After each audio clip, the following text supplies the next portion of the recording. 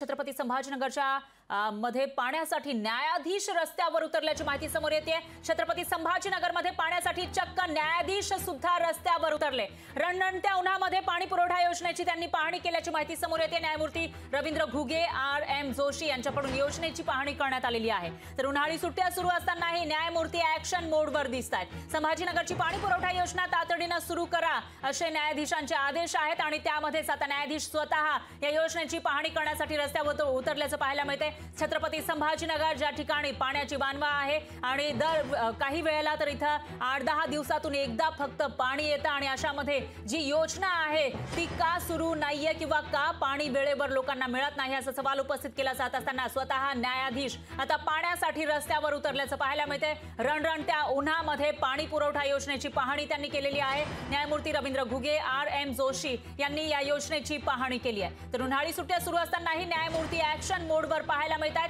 संभाजीनगरची पाणी पुरवठा योजना तातडीने सुरू करा असे आदेश न्यायाधीशांनी दिले।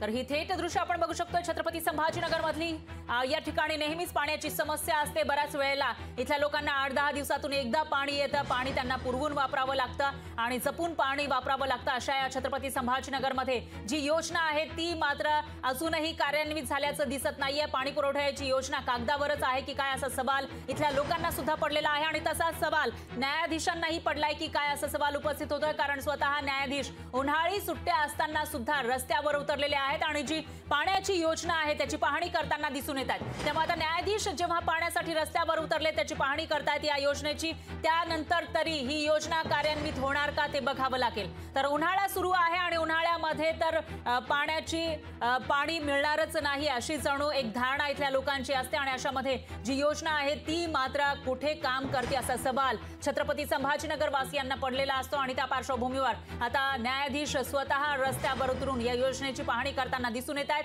त्यामुळे आता तरी ही योजना कुठपर्यंत पोहोचलेली आहे, प्रत्यक्षात आहे की नाही याचा तपशील समोर येतो का ते बघावं लागेल। याविषयी अधिक माहितीसाठी आपले प्रतिनिधी सचिन बडे हे थेट छत्रपती संभाजीनगर मधून आपल्यासोबत जोडले गेले आहेत। सचिन, काय सांगाल?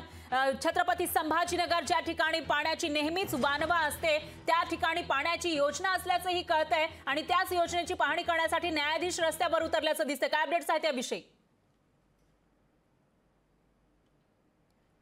सचिन, यांचा आवाज आपल्यापर्यंत पोहोचू शकत? बोला। छत्रपती संभाजीनगर मध्ये पिण्याचा पाण्याचा प्रश्न हा अधिक गंभीर झालेला आहे। अशामध्ये छत्रपती संभाजीनगरला पिण्याचं पाणी मिळत नाहीये। 1680 कोटी रुपयांची जी काही योजना होती ती आता 2200 कोटी रुपयापर्यंत पोहोचलेली आहे। 22,200 कोटी रुपयापर्यंत पोहोचलेली असताना सुद्धा या ठिकाणी या कामाला गती मिळत नाहीये। त्यामुळे न्यायाधीश स्वतः रस्त्यावर उतरलेले आहेत। त्यांनी या योजनेची पाहणी केलेली आहे आणि या ठिकाणी असणाऱ्या कंत्राटदारांना तातडीने कामं करावीत असे आदेश देखील दिलेले आहेत। असं पहिल्यांदाच झालंय की न्यायाधीश स्वतः रस्त्यावर उतरलेले आहेत, ते स्वतः पाहणी करतात आणि या ठिकाणी काम जलद गतीने करावं आणि नागरिकांना पिण्याचं पाणी उपलब्ध करून द्यावं यासाठी त्यांनी सूचना केलेल्या आहेत। त्यामुळे कंत्राटदार असतील तर या ठिकाणचे जे काही ठेकेदार असतील त्यांना तात्काळ काम करावं लागणार आहे। कारण स्वतः न्यायमूर्तींना याबाबत स्वतः दखल घेतलेली आहे। स्वतः ते फिरतायत, स्वतः ते पाहत आहेत आणि त्यानंतर पिण्याचं पाणी मिळायलाच हवं यासाठी त्यांनी आदेशही दिलेले आहेत। निश्चितच यानंतर तरी आता छत्रपती संभाजीनगर वासियांना पाणी मिळतं का ते बघावं लागेल। दरम्यान धन्यवाद सचिन, तुम्ही दिलेल्या या माहितीसाठी। या विषयीचे अपडेट आपण तुमच्याकडून घेत राहूयात। लोकशाही मराठी ऐका, पहा, जागरूक रहा।